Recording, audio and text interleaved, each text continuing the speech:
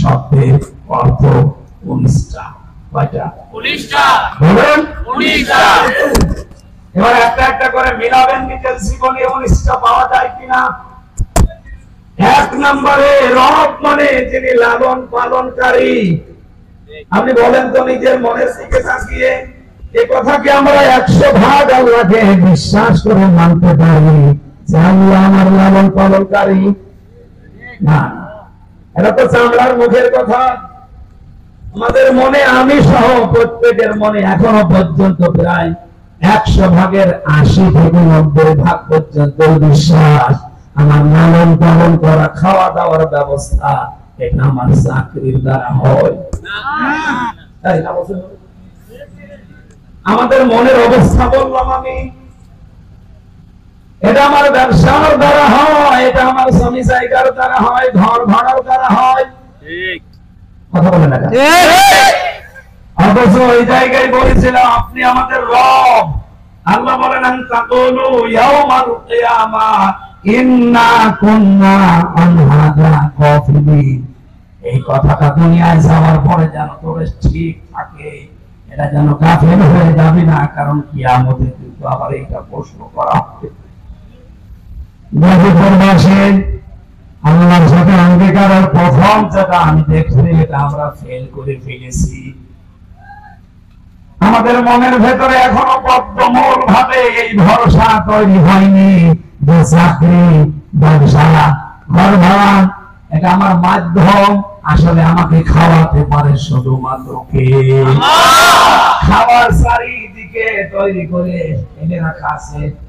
আল্লাহ এমন একটা অসুখ আমাকে দিতে পারে যে অসুখের কারণে একটা খাবারের দিকেও তাকানো সম্ভব না। কত ধনী ধনী মানুষকে আমি এদেশে দেখেছি।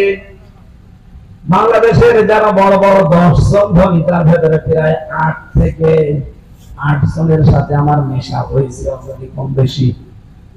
সবচেয়ে বড় ধনী তালিকায় পাবেন আপনি আকিস গ্রুপকে। 10 জনের ভেতরে একজন না? ওদের সাথে তো কয়েক বছর জেলে যাওয়া, 3 বছরের আগে ওদের সাথে তো ছিলাম। বাস্তবে দেখেছি ওদের যে টাকা পয়সা, অর্থ সম্পদ, এদেশের সরকার তাদেরকে দেশে জমি কিনতে নিষেধ করে দিয়েছে যে তোরা যদি আর জমি কেনা আরম্ভ করিস এদেশের অনেকের ঘর থাকবে না। কয়েকদিন আগে ওনার একটা ছেলে জেলে যাওয়ার আগে মারা গিয়েছিল, শেখ আব্দুল মুমিন। চামড়ার ব্যবসায়ী, জুতা তৈরি করে, চামড়ার ব্যাগ তৈরি করে, বিভিন্ন ব্যবসা আছে ওনার। এত মেধা নিয়ে চলতো লোকটা, খুব বড় লম্বা চওড়া নয়, দেখতেছি ভালো না। কি আল্লাহ এমন দিয়েছে, কোরিয়া থেকে লেখাপড়া করে এসে ওইটা কাজে লাগিয়ে বাংলাদেশের শীর্ষ ধনীদের ভেতরে একজন খাবার খেতে পারতো না। বাংলাদেশের সবচেয়ে বড় তাফসীর মাহফিল যেটা ওনার বাবার নামে আকিস ফাউন্ডেশন করোনা, 40-50 লক্ষ টাকা খরচ করে দিত, উদ্দেশ্য ওনার বাবা যেন কবরে শান্তি পায়।